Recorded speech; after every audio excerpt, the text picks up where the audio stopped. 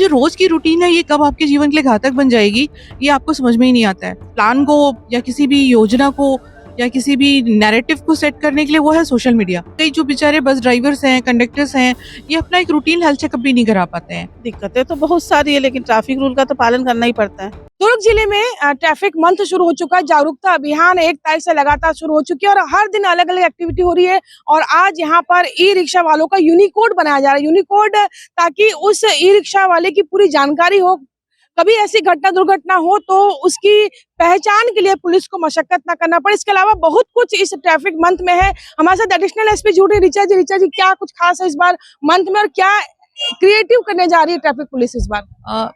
इस बार traffic police का focus ये होगा कि लोगों की संवेदनाओं को, लोगों की भावनाओं को अपील करना, जिससे कि अक्सर क्या होता है कि हम रोड को एक रूटीन रूप में लेते हैं कि अरे रोज तो निकलते हैं, रोज तो करते हैं, लेकिन ये जो रोज की रूटीन है ये कब आपके जीवन के लिए घातक बन जाएगी, ये आपको समझ में ही नहीं आता है।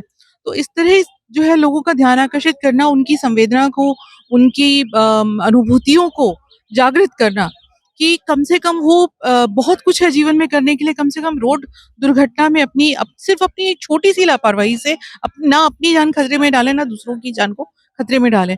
और हमारा सबसे एक सशक्त माध्यम है इस समय किसी भी प्लान को या किसी भी योजना को या किसी भी नैरेटिव को सेट करने के लिए वो है सोशल मीडिया। तो हमारा ये फ़ोकस रहेगा कि साथ-साथ हम इस बार सोशल मीडिया का भी बहुत अच्छा यूज़ करें और कुछ लोगों को हमने जोड़ा है, जो अच्छे जागरूक नागरिक हैं, जिनको हमने ट्रैफिक मितान के रूप में, ट्रैफिक सहयोगी के रूप में अपने सामने रखा है कि जो कि हमारी बातों को लोगों तक पहुंचाएं, जिसमें हमारे मीडिया सहयोगियों की भी भूमिका बहुत महत्वपूर्ण रहेगी। इस तरीके से यहाँ पर आप लोग रूटीन चेकअप भी करते हैं, चाहे हेलमेट को लेके, सीट बेल्ट को लेके, शराब पी करके जो गाड़ी चलाते हैं उसको भी चालान होते हैं। तो कितनी अभी जो ये मंथ में कितना फोकस रहेगा, खासकर लर्निंग लाइसेंस बनाना हो या स्कूलों में बच्चों को जानकारी देना हो? ये सारे मंथ ये सारी एक्टिविटीज चली ही हैं। साथ में इसमें एक नई चीज हमने ऐड की है कि क्या होता है कि कई जो बेचारे बस ड्राइवर्स हैं, कंडक्टर्स हैं, ये अपना एक रूटीन हेल्थ चेकअप भी नहीं करा पाते हैं। इनको पता भी नहीं होता है कि इनकी आंखें कमजोर हो गई हैं। तो कुछ हॉस्पिटल वगैरह से बात करके इस पर विशेष शिविर हम उन लोगों के लिए भी लगाने जा रहे हैं कि जिनका एक कम से कम डायबिटीज टेस्ट, कम से कम बीपी का टेस्ट और आई टेस्ट कम से कम हो जाए। इसके लिए हमने ट्रांसपोर्टर्स वगैरह से भी जो बड़े बड़े हैं उनको बात की है कि एटलीस्ट एक दिन आप अपने ड्राइवर को, अपने हेल्पर को छोड़िए और यहाँ पर भेजिए। हेलमेट को लेकर हर बार ट्रैफिक पुलिस से सख्ती बरतती है। खासकर ट्रैफिक मंथ में जब जागरूकता अभियान चलता है उसके बाद रूटीन भी होता है, लेकिन हेलमेट लोग लगाते हैं फिर छोड़ देते हैं। इस पर अब किस तरह से सख्ती बरतने जा रही है ट्रैफिक? इस बार जो है हमने ये संकल्प लिया है कि जो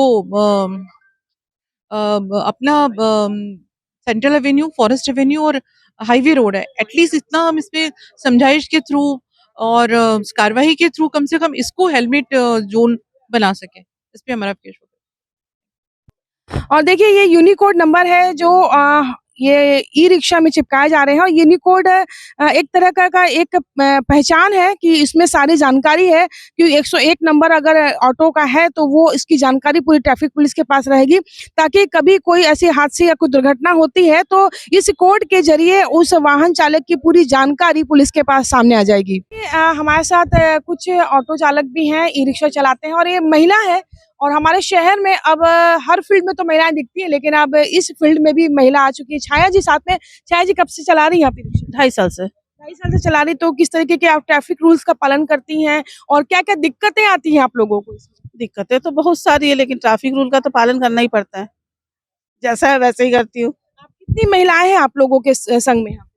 यहाँ फिलहाल तो संग में कोई भी नहीं आई हुई है। हाँ, मैं अकेली हूँ। कितना चैलेंज था जब शुरू में आपने ऑटो चलाना शुरू किया, कितना चैलेंज था? बहुत ज्यादा। बहुत लड़के लोग अलग परेशान करते थे, चौक वाले अलग परेशान करते थे, स्टेशन वाले उससे ज्यादा परेशान करते हैं। अभी सब आ गए, आपको एक्सेप्ट कर रहे हैं कि अब आप भी उनके बराबर में काम कर रही हैं? हाँ, स्टेशन वाले तो एक्सेप्ट कर रहे हैं, बट बाकी और कहीं से नहीं चलाती मैं, और कोई चौक से भी नहीं, सिर्फ।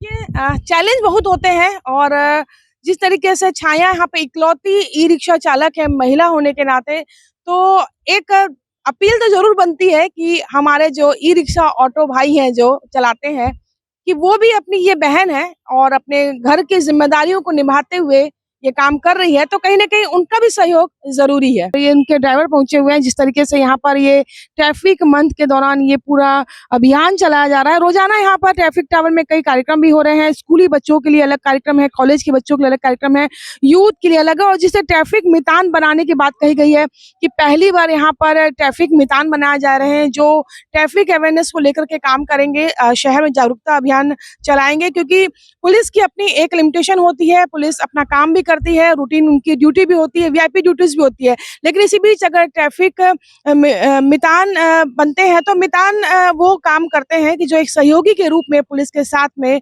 वो कदम से कदम मिलाकर चलते हैं। तो इस ट्रैफिक मंथ में ही नहीं बल्कि पूरे साल भर नए वर्ष में आप भी अपना जरूर कीजिए कि ये ट्रैफिक के नियमों का पालन करें, ताकि आप तो सुरक्षित रहें लेकिन सामने वाला भी आपकी वजह से सुरक्षित रह सके। कोमल धनेसर, IBC 24 भिलाई।